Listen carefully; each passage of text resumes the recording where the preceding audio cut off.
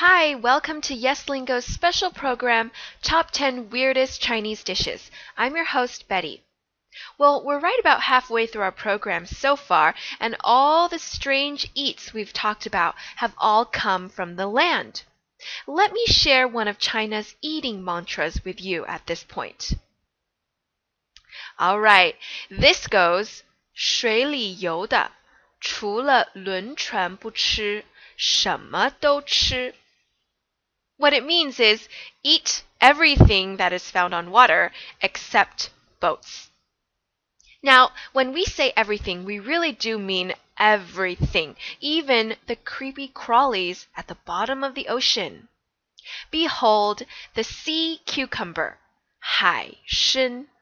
This marine creature is slightly reminiscent of a sea slug, but in fact, it's an echinoderm. So actually, it's more closely related to starfish than sea slugs.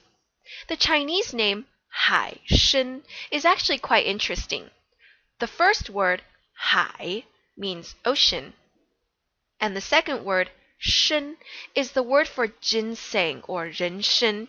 As you might know already, ginseng is highly valued in China for its health benefits. So our friend, the 海参, here must, in Chinese people's eyes, also be good for our bodies, right?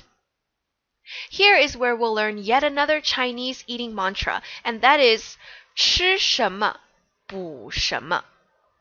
Well, let's talk about the words here. 吃 means eat.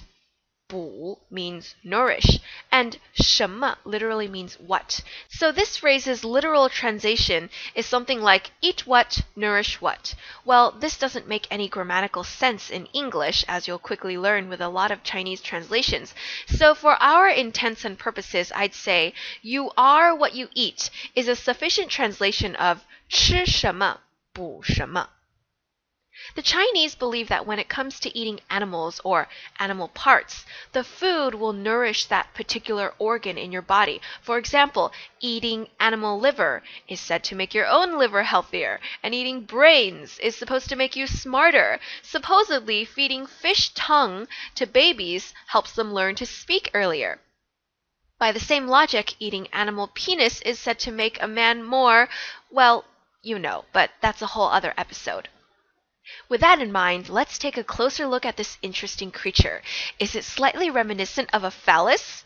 Good, because the Chinese believe that the sea cucumber has certain aphrodisiac properties, in addition to other nutritional values such as beautifying the skin and decreasing high blood pressure. So what would you expect from a dish made of this marine creature taste-wise? Well, much like tofu, sea cucumber itself is rather bland. It's got this soft, gelatinous texture that some might not be too crazy of, but it takes on the flavors of whatever it's stewed, sautéed, or braised in. Sometimes it's already cut into bite-sized chunks for your eating convenience. And other times at upscale seafood restaurants, it might be served whole with a seafood sauce. Don't be alarmed when you see the servers bring in plates of a black phallic-looking thing, a whole sea cucumber per person. Yum!